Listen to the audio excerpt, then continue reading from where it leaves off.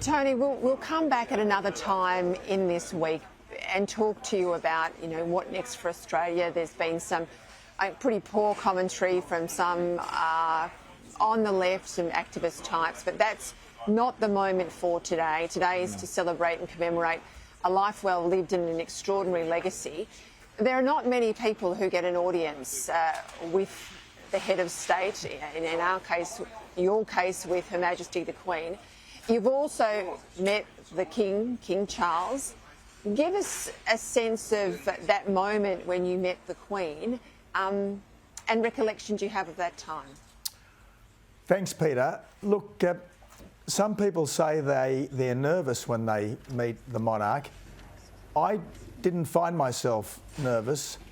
I found myself just, I suppose, in awe of the history and the institutional strength that this woman personified and embodied.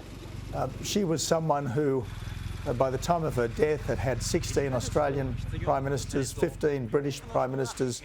She'd personally met and got to know 14 American presidents. She had seen so much. She had done so much. She had been to so many places.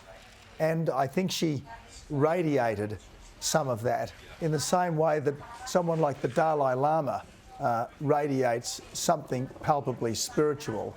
She radiated a palpable sense of history and connectedness. So that was my sense with the Queen.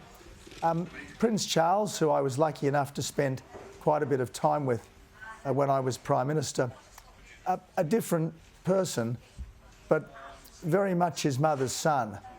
And I think we're going to see Charles come into his own now that he's finally ended this extremely long apprenticeship.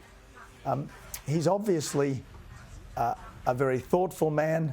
He's obviously a man of deep and, I think, fundamentally wholesome passions.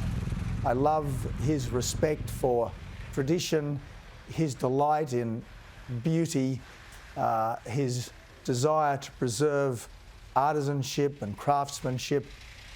I think we're going to see a different side of Charles now that he's entered onto the throne, and I think Australians have grown. I think we've warmed to Prince Charles in recent times, and I think that's going to very much intensify in the weeks and months and years ahead.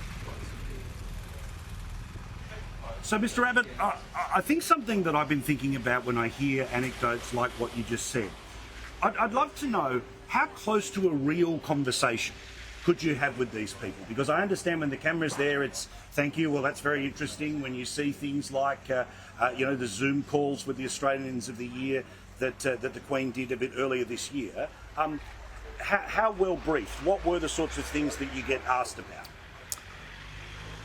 Well, without going into detail, I had what I thought was an extremely enlightening and quite uplifting conversation with Her Majesty about a number of contemporary issues. Now, she was able to discuss important contemporary issues in a way that was meaningful and significant, yet not politically partisan.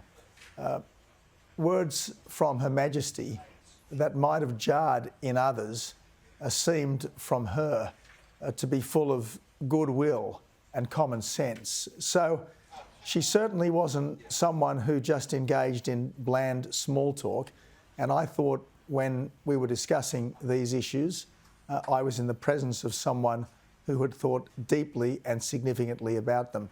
Now, likewise with the then Prince of Wales, now King Charles, we talked about different topics, but again, I got the sense in that conversation that he was engaging with me man to man, so to speak.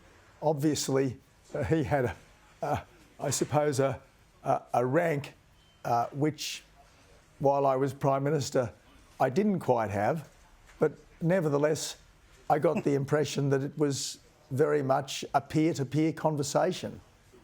And I thought he was just as candid with me as I was with him, or at least as I was trying to be with him. Thank you, Tony Abbott. Thank you for joining us this evening. We will impose on your goodwill. I'll give you notice now and come back to you during the week as things evolve. But thank you for your time tonight.